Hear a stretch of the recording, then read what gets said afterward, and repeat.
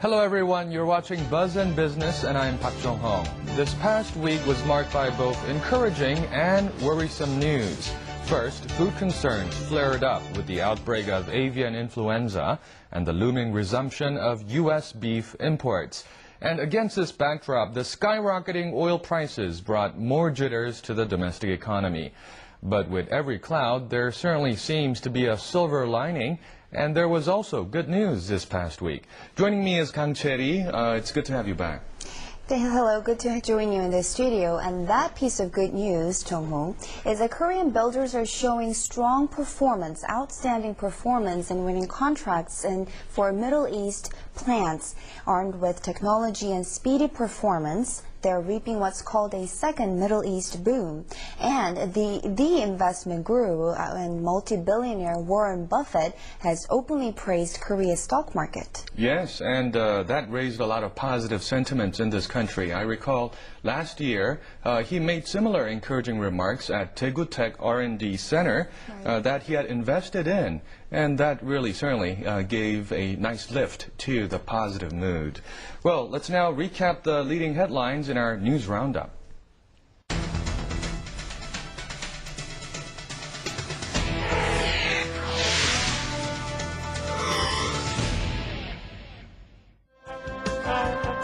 March retail sales revenue jumped by 8.5% over the previous year. And the first quarter of this year also posted an on-year increase of 8.5%.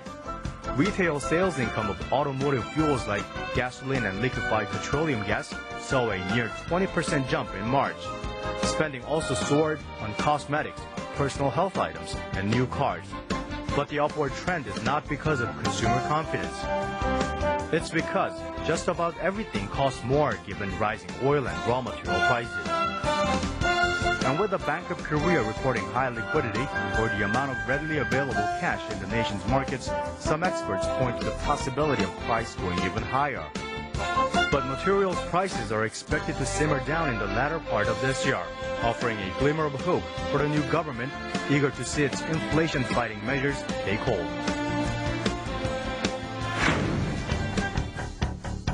From 2003 to 2007, Korea's annual direct investment in foreign countries more than quadrupled to $27.6 billion, and the rising trend continues in 2008. The Strategy and Finance Ministry announced the nation's outbound foreign direct investment in the first quarter more than doubled compared to the same period last year, posting about $8 billion. Officials attribute the surge to an increase in natural resources development by Korea's large companies abroad amid rising oil and raw material prices. For example, Samsung C&T Corporation and the Korea National Oil Corporation are developing offshore oil wells in the Gulf of Mexico. Investment by these two companies alone contribute $1.2 billion to the FDI increase. And over the same time span, as global oil prices skyrocketed, the country's investment into overseas mining boomed by a whopping 670% to $1.9 billion. Kim Bum-soo, Buzz and Business. Well, nowadays we are seeing Korea's first quarter results being publicized one after another, and inevitably they are affecting consumer and market confidence.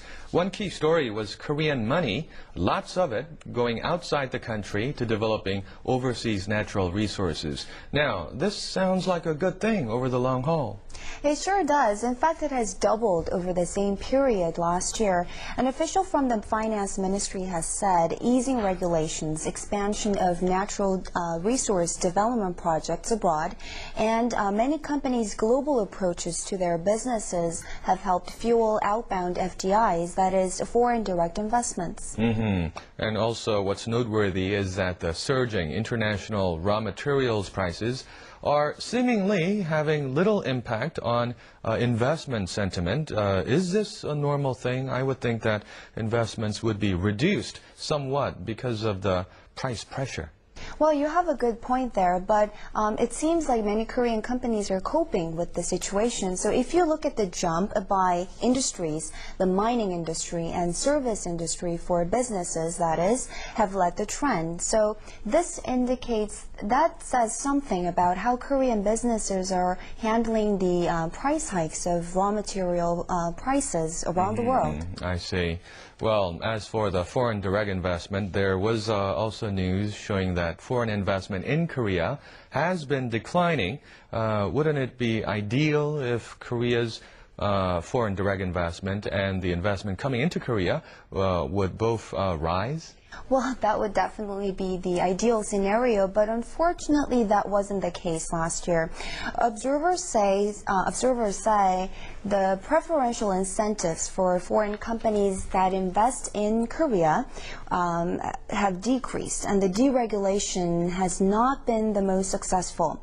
So, and also after 2005, the number of Korean companies, domestic companies, out in the M&A market has decreased drastically. So the number used to be high, though, right after the Asian financial crisis about a decade ago. I see. What then could boost this figure? Many studies show that deregulation or some type of systematic overhaul will prove to be the most effective. Well, deregulation is the key word, and the Bank of Korea also has recommended that attracting foreign direct investments through on the back of free trade agreements and stabilizing macroeconomic indicators that would make Korea appeal as a country worth investing in. It seems policymakers will have their work cut out for them.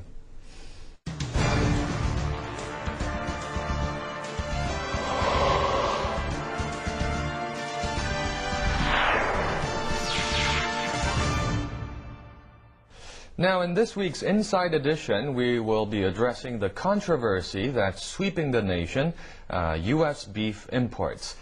Chery, what's the latest situation now? The controversy over beef imports is creating quite a stir across the nation. For starters, let's take a look at this week's Inside Report. Resumption of U.S. beef imports is causing tempers to boil over across the nation. Thousands are staging rallies and waving candles, accusing the administration of putting the public at risk of mad cow disease by signing the beef deal with the U.S. The problem is that the mad cow disease won't show until 10 years later. I am worried because it doesn't show immediately. Last month, Korea agreed to reopen its market for U.S. beef, scrapping nearly all quarantine regulations once insisted upon to protect the nation from mad cow disease. The deal, struck just hours before President Lee Myung-bak met U.S. President George W. Bush for their first summit, is widely seen as a concession aimed at getting the U.S. to approve a broader trade deal. And overwhelming fears have spread quickly among the Korean public since last week after a local TV program aired a report questioning the safety of American beef. And the opposition political parties and civic activists are sharing the same voice of fear and are pushing for a renegotiation. We will run the risk of importing mad cow disease. It is obvious that people are concerned and that they had to get together for the massive candlelight vigil because they feel that their health and security are in serious danger. As fast as the controversy is heating up, the government is attempting to cool the public down by quelling worries. President Lee Myung-bak is vowing to put a halt to imports if it feels public health is in danger, and Prime Minister Han Seung-soo is giving public assurances to the public that the government will take firm action should there be an outbreak of mad cow disease. If public health is assessed to be at risk for an outbreak of case of mad cow disease, imports will be halted. All beef imports will be examined and inspectors will be dispatched to the U.S. for strict evaluation of facilities. This, following President Lee Myung-bak's similar comments on Wednesday, shows that the administration is beginning to alter its stance somewhat, though it is still acknowledged that the agreement cannot be completely undone. Renegotiating is impossible. The renegotiation means we have to negotiate again with the U.S. on the deal that was already being signed by me and the U.S. top negotiator. This won't happen. Han also addressed the many doubts as to whether the administration made too many concessions in the beef deal by saying it will be demanding a revision of it if relevant situations arise while observing the U.S.'s negotiations with other countries. He also repeated the previous statements that there have been no cases of human or bovine mad cow disease in the U.S. in cattle born in the last 10 years. While aid measures for the livestock industry in the nation will be provided, according to Han, any false rumors lacking scientific ground or unauthorized rallies will not be tolerated. Imports of U.S. beef are expected to resume in mid-May. Kang Chery, Buzz in Business. Well, I notice that the government claims that there are too many unwarranted concerns about U.S. beef, but at the same time, it's coming under intense criticism for not having enforced a stricter guideline on U.S. beef, like Japan had in its negotiations with the U.S. What is the major cause of these fears and concerns? Many point to the inconsistency of the administration's stance and its reluctance to provide enough information to the public of its negotiation results. But also the administration highlights the lack of scientific ground of the arguments made by the opposing political parties and civic groups. So I would say the confusion and the uncertainty definitely played a major role here. Mm-hmm. Then I wonder what the U.S. government's reaction is to all of this. Many key officials in the U.S. have been seen advocating the safety of U.S. beef. Quite a few, I would say, starting with Richard Raymond, the Undersecretary for Food Safety over in the U.S., had to explain the safety standards applied to the slaughter and packaging processes on a special Sunday press conference last week. Also, U.S. Deputy Secretary of State John Negroponte, U.S. Trade Representative Susan Schwab, and State Department spokesman Sean McCormack have all stepped out to emphasize that U.S. beef is safe to consume. Well, I wonder how all this controversy is affecting beef sales, overall beef sales in this country. There are many beef lovers living in this country. I would think that domestic consumers would be going for the pricier, yet considered to be of higher quality domestic beef over U.S. or other imported beef. That's right. According to one local retail chain, sales of Korean beef and high-quality pork have increased some 20% for the month of April and early May over the last year. While this partially stems from the price hikes of the products themselves, some observers say that more consumers are choosing domestic pork over imported beef despite the high prices. So, obviously, they're opting for food that gives them peace of mind, right? We'll surely be hearing more about U.S. beef in the coming days.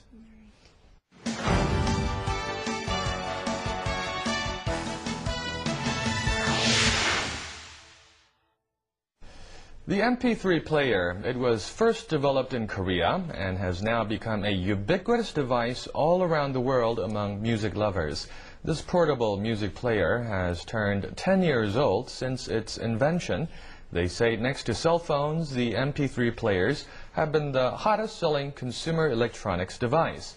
In this age of digital convergence, they now come with multi-functions like PDA, video players, and USB memory. We'll take an inside look at how far MP3s have come and where they're headed.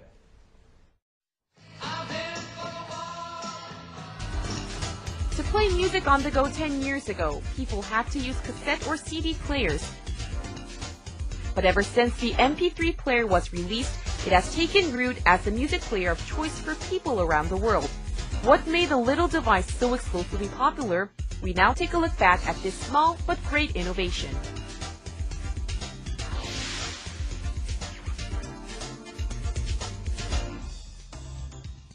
Ask anyone about MP3 players and they will conjure up with the image of iPod, which takes up 65% of the world's total market. Even the market for iPod accessories is estimated at a whopping $2 billion, accounting for an industry of its own. But not many know that the MP3 player technology was originally invented in Korea, which now marks 10 years.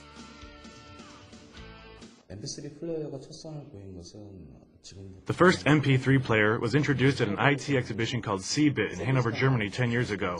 It was a portable machine called MP-Man F10 that played digital audio files only on personal computers back then.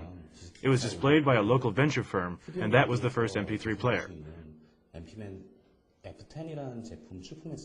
No one predicted that the product, only recognized as an innovative product, would revolutionize the industry. But the invention bucked expectations. The MP3 player sold 100 million units, and the original 16 megabyte built-in memory has made a quantum leap to 16 gigabytes. Meanwhile, the price was greatly scaled down from $300 to as low as $10. As for function, the plain black and white screen has been replaced by a color screen that displays high-clarity video. Unlike earlier predictions, the MP3 player with the turn of the century became almost ubiquitous. It was in September 2002 that IFP 100 was put out on the market. At the time, most MP3 players with flash memory had rectangular shapes, but IFP 100 featured a triangular prism shape. It instantaneously became a hit both at home and abroad, and became a landmark product that put iRiver on the map of global brands. The cassette, CD, and MD typically stored music and had to be played to hear the songs. But MP3 players allowed for immediate reproduction through music files that became an innovation. With the introduction in 1998, MP3 players spread rapidly across the world. Korean makers now take up 40% of the global market, driven by technology that's simply ahead of the curve. Until the late 1990s, separate software was required to play digital multimedia files for different methods of playing. Our company gained a lot of popularity as soon as it introduced Jet Audio, a program that plays integrated multimedia and gets rid of such inconveniences, and it has helped us become a leading software company. Kowon's sound system can make 1,002,000 tones using the company's self-developed Jet Effect software, and its biggest merit is that it enables users to search for the best-fitting tone according to his or her taste. Reflecting the success of the homegrown technology, Korean MP3 players have been especially popular in Korea. Raincom's iRiver and Kowon's iAudio have become household names. Samsung and LG, which later jumped on the bandwagon, continue to release new products. Now, after 10 years, the Korean makers are sprucing up their products with new and innovative designs. At the beginning, M-Player were designed to double as accessories for bags and cell phones, and not as an independent consumer gadget. In creating new designs, we used little round ball shapes and came up with a Mickey Mouse-like design. This won the hearts of world consumers young and old. The cute design had a great appeal. Designed after the Disney character, this item won the 2008 Red Dot Design Award, beating some 7,000 products from 60 countries.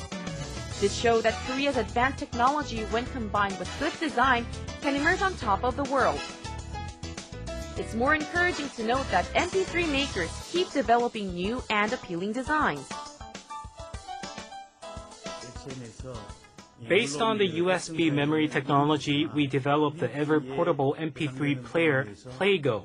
Playgo doesn't require the USB dongle and can easily be recharged with a built-in USB. It plays music, FM radio, videos, and works as a voice recorder. The 10 years of Korea's MP3 players have special meaning for the industry. In the fast-changing IT landscape, Korean manufacturers must work ever harder to not only to catch up with new trends, but to establish themselves as a trendsetter. This way, they can expect to overcome the price factor and continue to maintain market prominence. Well, the report did mention that MP3 players were first invented in Korea. but I know that this country cannot stake out ownership of this technology. Unfortunately, that's true. The Korean company which developed this technology focused too much on the development process, I would say, and the patent rights were sold off to an American company. And I think that explains one characteristic of the industry here in Korea, whereas small and mid-sized firms, they really make a lot of efforts to build new technology. They are overtaken by the big players. Like iPod, Apple, which is a technology powerhouse, it has taken the lead way ahead, and I would think that this kind of a trend would affect market sales. What is the market size like in Korea? In the year 2000, there were about 200 firms making this MP3 players, and the competition was very fierce. But now there are only about 10 companies.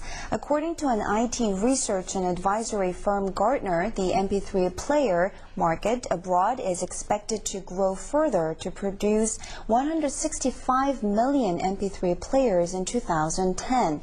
So domestic firms are gearing up to boost exports to foreign markets rather than to expand in local one. And MP3 players, I must say, they have become ubiquitous. Everywhere I go, I see almost everyone plugged into their MP3 players. And some listen to music, while students, they listen to lectures that they have downloaded as MP3 files to review their studies. And it seems like this tiny gadget is no longer a novelty, but rather a necessity. Definitely.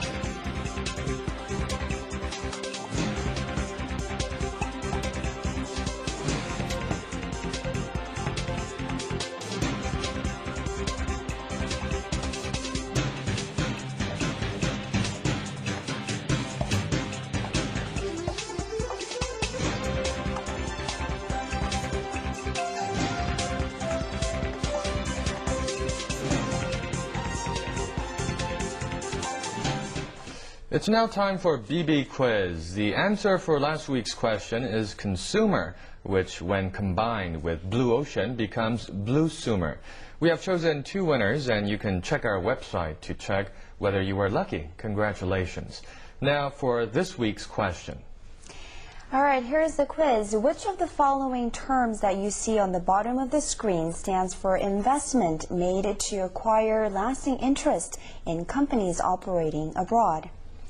All right, those of you who know the answer, you can write to us at bb@arirang.co.kr with your name and address. We will select winners and send you a small gift courtesy of the Arirang News team. Well, Microsoft chairman Bill Gates was in town this past week, and he expressed special interest on Korean auto IT systems, video games, and the education sector. And being a newsmaker as he is, he seemed to have been making big headlines wherever he went. Definitely, and I'm taking special interest in those sectors myself. I mean, after all, the potential that the founder of the world's largest software company sees as promising shouldn't be too disappointing. Yes, you have a good point, and I'm sure that investors would have perked up their ears as well to catch everything that he said. Well, that does it for this week's edition of Buzz in Business. You can join us again next time for the latest business stories shaping Korea. Just tune in to Buzz in Business, your weekly economic partner. We thank you for watching.